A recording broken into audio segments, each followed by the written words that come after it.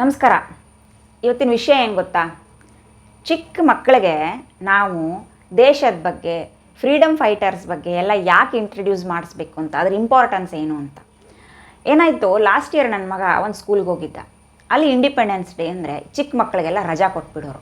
So ಇವನು ಆರಾಮವಾಗಿ ಮನೆಯಲ್ಲಿ ಕೂತ್ಕೊಂಡು ಕಳೆದು ಬಿಡ್ತಾ ಇದ್ದ. ಹೊರಗಡೆ ಕರ್ಕೊಂಡೋಗು ಅಂತ. ಇಂಡಿಪೆಂಡೆನ್ಸ್ ಡೇ ಇಂಪಾರ್ಟೆನ್ಸ್ ಏನು ಅಂತ ಅವನಿಗೆ ಗೊತ್ತೇ ಆಗಲಿಲ್ಲ. ಆಯಿತಾ, ಈ ವರ್ಷ ಹೋಗ್ತಾ ಇರೋ ಸ್ಕೂಲು ಕಂಪ್ಲೀಟ್ಲಿ ಡಿಫ್ರೆಂಟ್ ಇದೆ. ಇವನಿಗೆ ಒಂದು ಸ್ಕಿಟ್ಟಲ್ಲಿ ಒಂದು ಪಾರ್ಟನ್ನು ಎನ್ಯಾಕ್ಟ್ ಮಾಡೋದಕ್ಕೆ ಕೊಟ್ಟಿದ್ದಾರೆ. ಆ ಸ್ಕಿಟ್ ಏನು ಅಂದರೆ, ಈ ಫ್ರೀಡಮ್ ಫೈಟಿಂಗ್, ಇಂಡಿಪೆಂಡೆನ್ಸ್ ಡೇಗೆ ಫ್ರೀಡಮ್ ಫೈಟರ್ಸ್ ತಾನೇ ಸ್ಟೋರಿ ಬರಬೇಕು. ಸೊ ಅದರಲ್ಲಿ ಕ್ರಾಂತಿಕಾರಿಗಳದೆಲ್ಲ ಇದೆ. ಯಾರಪ್ಪ ಅಂದರೆ ಭಗತ್ ಸಿಂಗ್, ರಾಜ್ಗುರು, ಸುಖದೇವ್, ಈ ಥರ ಎಲ್ಲ.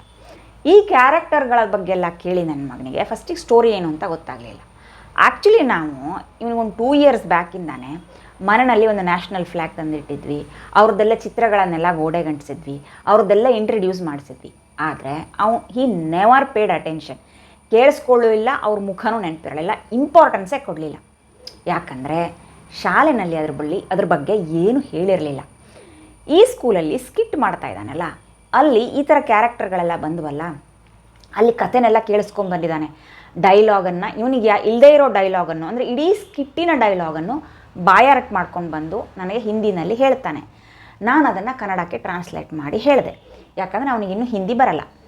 ಆಯಿತಾ, ಈಗ ಅದನ್ನೆಲ್ಲ ಟ್ರಾನ್ಸ್ಲೇಟ್ ಮಾಡಿ ಹೇಳಾದಮೇಲೆ ಅವ್ರದ್ದೆಲ್ಲ ಸ್ಟೋರಿ ಕೇಳ್ದ. ಅಲ್ಲಿ ಏನಾಗುತ್ತೆ ಅನ್ನೋದನ್ನೆಲ್ಲ ನನಗೆ ಆ್ಯಕ್ಟ್ ಮಾಡಿ ತೋರಿಸ್ದ. ಆಮೇಲೆ ಆ ಥರ ಆದರೆ ಹಂಗಂದರೆ ಅವ್ರನ್ನ ಹ್ಯಾಂಗ್ ಮಾಡಿದ್ರು ಅಂತ ಅಂದೆ. ಹ್ಯಾಂಗ್ ಮಾಡೋದಂದರೆ ಏನು ನಾನು ತೋರಿಸಿದೆ. ಈ ಥರ ಹ್ಯಾಂಗ್ ಟಿಲ್ ಡೆತ್ ಅಂತ ಇರುತ್ತಪ್ಪ ಅಂತ.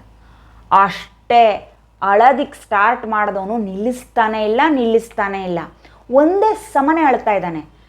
ಅವನಿಗೆ ಸ್ವಾತಂತ್ರ್ಯ ಹೋರಾಟಕ್ಕೋಸ್ಕರ ಎಷ್ಟೊಂದು ಜನರು ಜೀವ ಕೊಟ್ಟಿದ್ದಾರೆ ಅನ್ನೋ ವಿಷಯನೇ ಗೊತ್ತಿರಲಿಲ್ಲ. ಇದೇ ಫಸ್ಟ್ ಟೈಮ್ ಅವನು ಡಿಸ್ಕವರ್ ಮಾಡ್ತಾ ಇದ್ದಾನೆ. ರೀಡಿಸ್ಕವರ್ ಮಾಡ್ತಾ ಇದ್ದಾನೆ. ಅದು ಗೊತ್ತಾಗಿದ್ದೇನೆ ಇವನಿಗೆ ತಡ್ಕೊಳಕ್ಕಾಗ್ತಾ ಇಲ್ಲ. ಅಮ್ಮ ಅವರೆಲ್ಲ ಚಿಕ್ಕ ಮಕ್ಕಳು ಅಮ್ಮ, 21-22 years ಅವರಷ್ಟೇ. ಅವ್ರು ಯಾಕೆ ಸತ್ತೋಗ್ಬೇಕಾಗಿತ್ತು, ಬ್ರಿಟಿಷರು ಯಾಕೆ ಸಾಯಿಸಬೇಕಾಗಿತ್ತು ಅಂತೆಲ್ಲ ನನ್ನನ್ನು ಪ್ರಶ್ನೆ ಕೇಳೋದು, ಅಳೋದು, ಬ್ಯಾಂಗ್ ಮಾಡೋದು, ಏನೇನೋ ಮಾಡ್ತಾ ಇದ್ದಾನೆ, ತಡ್ಕೊಳಕ್ಕಾಗ್ತಾ ಇಲ್ಲ. ಅಷ್ಟು ಚಿಕ್ಕ ಮಗುಗೆ ಅಷ್ಟೊಂದು ರೋಷ ವೇಷ, ಬ್ರಿಟಿಷರ ಬಗ್ಗೆ ಕೋಪ ತಡ್ಕೊಳಕ್ಕಾಗ್ತಿಲ್ಲ. ನಾವೀಗ ಯಾಕೆ ಬ್ರಿಟನ್ ಜೊತೆ ಫ್ರೆಂಡ್ಶಿಪ್ ಮಾಡ್ಕೋಬೇಕು, ಏನೇನೋ ಪ್ರಶ್ನೆ ಕೇಳ್ತಾನೆ, ಏನೇನೋ ಮಾಡ್ತಾ ಇದ್ದಾನೆ. ಅವ್ನಿಗೆ ಇಮೋಷನ್ಸ್ ಕಂಟ್ರೋಲ್ ಮಾಡ್ಕೊಳಕ್ಕಾಗ್ತಾ ಇಲ್ಲ. ಅವನನ್ನು ಸಮಾಧಾನ ಮಾಡಿ ನಾನು ಹೇಳಿದೆ, ನೋಡು ಅವರೆಲ್ಲ ತುಂಬ ಕಷ್ಟಪಟ್ಟು ನಮಗೆ ಸ್ವಾತಂತ್ರ್ಯ ತಂದುಕೊಟ್ಟಿದ್ದು ಯಾಕೆ, ಇವತ್ತು ನಾವು ಆರಾಮಾಗಿ ಚೆನ್ನಾಗಿ ಇರಲಿ ಅಂತ. ಅವ್ರು ಇಲ್ಲದೇ ಇದ್ರೂ ಮುಂದಿನ ಜನ್ರೇಷನ್ ಅಂದರೆ ಇಡೀ ದೇಶ ಥ್ರೈವ್ ಆಗಬೇಕು, ಚೆನ್ನಾಗಿ ಬೆಳಿಬೇಕು, ಆರಾಮವಾಗಿರಬೇಕು, ಗುಲಾಮ್ರಾಗಿರಬಾರ್ದು ಅಂತ ಎಲ್ಲ ಎಕ್ಸ್ಪ್ಲೈನ್ ಮಾಡಿದೆ. ಅಷ್ಟೆಲ್ಲ ಒಳ್ಳೆ ಇಂಟ್ರೆಸ್ಟಿಂದ, ಗುಡ್ ಇಂಟೆನ್ಷನಿಂದ ಅವರು ಫೈಟ್ ಮಾಡಿದರು. ಅವರ ಸ್ವಂತದ್ದನ್ನೆಲ್ಲ ಬಿಟ್ಟು, ಸ್ವಾರ್ಥವನ್ನೆಲ್ಲ ಬಿಟ್ಟು ನಮಗೋಸ್ಕರ ಸ್ಯಾಕ್ರಿಫೈಸ್ ಮಾಡಿದ್ರು, ದೇಶಕ್ಕೋಸ್ಕರ ಸ್ಯಾಕ್ರಿಫೈಸ್ ಮಾಡಿದರು. ಅದಕ್ಕೆ ನಾವು ಅವರು ಉಳಿಸ್ಕೊಟ್ಟಿದ್ದಂಥ ಸ್ವಾತಂತ್ರ್ಯನ ಮಿಸ್ಯೂಸ್ ಮಾಡ್ಕೋಬಾರ್ದು ಮಗನೇ. ನಾವು ದೇಶದ ಗ್ರೋತ್ಗೆ ಯೂಸ್ ಮಾಡ್ಕೋಬೇಕು, ನಮ್ಮ ಇಕಾನಮಿ ಡೆವಲಪ್ ಆಗೋ ಥರ ಮಾಡಬೇಕು, ನಾವು ಗ್ರೋತ್ ಆಗಬೇಕು, ಕಲ್ಚರಲಿ ಡೆವಲಪ್ ಆಗಬೇಕು ಅಂತ ಎಲ್ಲ ಭಾಷಣನೇ ಮಾಡಿದೆ. ಒಂದು ದಿನ ಕೇಳಿಸ್ಕೊಳ್ದೆ ಇರೋನು ಮಾತನ್ನ ಪಿಟಕ್ ಅಂದಿರೋ ಹಾಗೆ ನಾನು ಮಾಡ್ತಾ ಇರೋ ಭಾಷಣನ ಫುಲ್ ಕೇಳಿಸ್ಕೊಂಡ್ಬಿಟ್ಟ. ನನಗೆ ಆಶ್ಚರ್ಯ, ಏನಪ್ಪ ಇದು ಭಾಷಣ ಕೇಳಿಸ್ಕೊತಾ ಇದ್ದಾನಲ್ಲ ಈ ರೀತಿ ಅಂತ. ಅಂತೂ ಅವನಿಗದೆಲ್ಲ ಸಮಾಧಾನ ಆಗಿ, ಅವನು ಸೆಟಲ್ ಆಗಿ, ಇಮೋಷ್ನಲಿ ಸ್ಟೆಬಿಲೈಸ್ ಆಗೋದಕ್ಕೆ 1-2 ಗಂಟೆ ಬೇಕಾಯ್ತು ಅವನಿಗೆ. ಇವಾಗ ನೋಡಿ, ಚಿಕ್ಕ ಮಕ್ಕಳಿಗೆ ನಾವು ಈ ಥರ ದೇಶ, anthem, national anthem, flags, freedom fighters, independence day, ಈ ಥರದ್ದೆಲ್ಲ ಇಂಪಾರ್ಟೆನ್ಸನ್ನು ಹೇಳ್ಕೊಡ್ಬೇಕಾದದ್ದು ಎಷ್ಟಿದೆ ಅಂತ.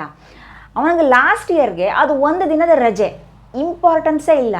ಇವತ್ತಿಗೆ ಅವನಿಗೆ 1000 ಜನ ಇದ್ದಾರೆ, ಈ ಥರದವರು ಕೋಟ್ಯಾಂತರ ಜನ ಇದ್ದಾರೆ ಅಂತ ನಾನು ಹೇಳಿದರೆ ಅವನಿಗೆ ಇಂಟ್ರೆಸ್ಟ್ ಬರ್ತಾ ಇದೆ. ಅವ್ನು ಗೂಗಲ್ ಮಾಡಿ ಫೋಟೋಸ್ ನೋಡ್ತಾ ಇದ್ದಾನೆ.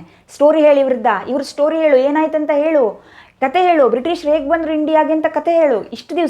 ಇಷ್ಟು ದಿವಸ ಒಂದೇ ಒಂದಿನ ಇದು ಯಾವುದನ್ನು ಕೇಳಿಸ್ಕೊಳ್ದೆ ಇರೋನು, ಹೇಳು ಏನಾಯ್ತಂತ ಹೇಳು, ಎಕ್ಸ್ಪ್ಲೇನ್ ಮಾಡು ಅಂತ ಕತೆ ಕೇಳ್ತಾನೆ. ಕಥೆನ ಮಕ್ಕಳು ಯಾಕೆ ಕೇಳ್ತಾರೆ ಅಂದರೆ ಅವ್ರಿಗೆ ಕಥೆ ಕೇಳೋದು ಇಂಟ್ರೆಸ್ಟಿಂಗ್ ಆಗಿರುತ್ತೆ ಅಂತ. ಕೇಳಲಿ, ಅವ್ರಿಗೆ ನಮ್ಮ ದೇಶ, ನಮ್ಮ ರಾಜ್ಯ, ನಮ್ಮ ಜನ, ನಮ್ಮ ಭಾಷೆ, ನಮ್ಮ ಸಂಸ್ಕೃತಿ, ನಮ್ಮ ಸಂಸ್ಕಾರ, ಈ ಥರದ್ದೆಲ್ಲ ಈಗಲಿಂದಾನೇ ಹೇಳಿಕೊಟ್ರೆ ಎಷ್ಟೊಂದು ಗ್ರೋತ್ ಆಗಿರುತ್ತೆ, ಎಷ್ಟೊಂದು ಚೆನ್ನಾಗಿರುತ್ತೆ. ನೋಡಿದ್ರಾ, ನಾವು ಅವ್ರ ಮೇಲೆ ಇಂಪೋಸ್ ಮಾಡೋದು ಬೇಕಾಗಿಲ್ಲ, ಅವ್ರನ್ನ ಇನ್ವಾಲ್ವ್ ಆಗೋದಕ್ಕೆ ಬಿಟ್ಬಿಟ್ರೆ ಮಕ್ಕಳಾಗೆ ಇವಾಲ್ವ್ ಆಗಿಬಿಡ್ತಾರೆ. ಎಷ್ಟೊಂದು ಚೆನ್ನಾಗಿದೆ ಅನಿಸ್ಬಿಡುತ್ತೆ ನನಗೆ. ಒಂದು ಸ್ಕೂಲ್ಗೂ ಕಲ್ಚರಲ್ ಡಿಫ್ರೆನ್ಸ್ ಎಷ್ಟೊಂದಿರುತ್ತೆ ನೋಡಿ ಅಲ್ವಾ. ನಾವು ಮಕ್ಕಳಿಗೆ ಎಷ್ಟು ಮಾರ್ಕ್ಸ್ ತೊಗೊಂಡೆ ಅಂತ ಮಾತ್ರ ಕೇಳಿದರೆ ಮಕ್ಕಳ ಗ್ರೋತೆ ಗೊತ್ತಾಗೋದಿಲ್ಲ. ಎಲ್ಲ ಥರ ಆಲ್ರೌಂಡರ್ ಡೆವಲಪ್ಮೆಂಟ್ಗೆ ಇಂಪಾರ್ಟೆನ್ಸ್ ಕೊಡೋ ಶಾಲೆನೇ ಗುಡ್ ಶಾಲೆ ಅಂತ ಅನಿಸ್ಬಿಡುತ್ತೆ ನನಗೆ. ಲಾಸ್ಟ್ ಇಯರಲ್ಲಿ ಅವ್ನು ಎಲ್ಲದಕ್ಕೂ ಮಾರ್ಕ್ಸ್ ಚೆನ್ನಾಗಿ ತೊಗೊಂಡಿದ್ದ ಅಂತ ಟೀಚರೆಲ್ಲ ಹೇಳಿದ್ದು. ನನಗನ್ನಿಸ್ತಾ ಇದೆ ಈ ವರ್ಷ ಅವನು ಮಾರ್ಕ್ಸ್ ಎಷ್ಟಾದರೂ ತೊಗೊಳ್ಳಿ, ಈ ಶಾಲೆಯಲ್ಲಿ ಏನು ಕಲಿತಾ ಇದ್ದಾನೋ ಅದು ಕರೆಕ್ಟಾಗೆ ಕಲಿಸ್ತಾ ಇದ್ದಾರೆ ಅಂತ. ಈ ಥರ ಇಮೋಷ್ನಲಿ ಇಂಪ್ಯಾಕ್ಟ್ ಆಗಿ ಅಳೋದೆಲ್ಲ ಇದೆ ಅಂತ ಆದಮೇಲೆ ಅಟ್ಲೀಸ್ಟ್ ನಮ್ಮ ದೇಶದ ಬಗ್ಗೆ ಒಂದು ಹೇಳ್ಕೊಡ್ತಾ ಇದ್ದಾರೆ ಅಂತ ಆದರೆ ಡೆವಲಪ್ಮೆಂಟ್ ಖಂಡಿತ ಆಗ್ತಾ ಇದೆ. ಮಕ್ಕಳಲ್ಲಿ ಯಾವಾಗಲೂ ಚಿಕ್ಕ ಮಕ್ಕಳಲ್ಲೇ ಅದು ಇಂಪಾರ್ಟೆನ್ಸ್ ಜಾಸ್ತಿ ಇರುತ್ತೆ. ಯಾಕಂದರೆ ಮಕ್ಕಳಿಗೆ ಈ ಥರದ್ದೆಲ್ಲ ಬಹಳ ಬೇಗನೆ ಅಟ್ರಾಕ್ಟ್ ಆಗುತ್ತೆ, ತಲೆನಲ್ಲಿ ಕೂತ್ಕೊಳ್ಳುತ್ತೆ, ಮರ್ತೋಗದೆ ಇರೋ ಥರ. ಅದಕ್ಕೆ ಈ ಮಕ್ಕಳಿಗೆಲ್ಲ ಚಿಕ್ಕ ವಯಸ್ಸಿನಲ್ಲೇ ಈ ಥರ ಕಥೆನೆಲ್ಲ ಹೇಳ್ಬಿಡ್ಬೇಕು. ಎಷ್ಟೋ ಸಾರ್ತಿ ಪೇರೆಂಟ್ಸ್ ಹೇಳಿದರೆ ಇಂಪಾರ್ಟೆನ್ಸ್ ಇರಲ್ಲ, ಅದೇ ಸ್ಕೂಲಲ್ಲಿ ಹೇಳಿದರೆ ಭಾಳ ಇಂಪಾರ್ಟೆಂಟ್ ಇರುತ್ತೆ. ನಾವು ಹೇಳಿದರೆ ಕೇಳಿಸ್ಕೊಳ್ಳಲ್ಲ, ಸ್ಕೂಲಲ್ಲಿ ಟೀಚರ್ ಹೇಳಿದರೆ ಕೇಳಿಸ್ಕೊತಾರೆ. ಯಾಕೆ ಹೇಳಿ? ಶಂಕದಿಂದ ಬಂದರೆ ಮಾತ್ರ ತೀರ್ಥ ಆಗುತ್ತೆ, ಹಿತ್ತಲ ಗಿಡ ಮದ್ದಲ್ಲ ಅಂತಾರಲ್ಲ ಹಾಗೇ. ಅದಕ್ಕೆ ಈ ಸ್ಕೂಲ್ ತುಂಬ ಚೆನ್ನಾಗಿದೆ. ನಿಮ್ಮ ಮಕ್ಕಳ ಸ್ಕೂಲ್ ಹೇಗಿದೆ, ಡೆವಲಪ್ಮೆಂಟ್ಗೆಲ್ಲ ಮಕ್ಕಳಿಗೆ ಏನು ಮಾಡ್ತಾ ಇದ್ದಾರೆ ಅಂತ ನೀವು ಎನ್ಕ್ವೈರ್ ಮಾಡಿದ್ದೀರಾ?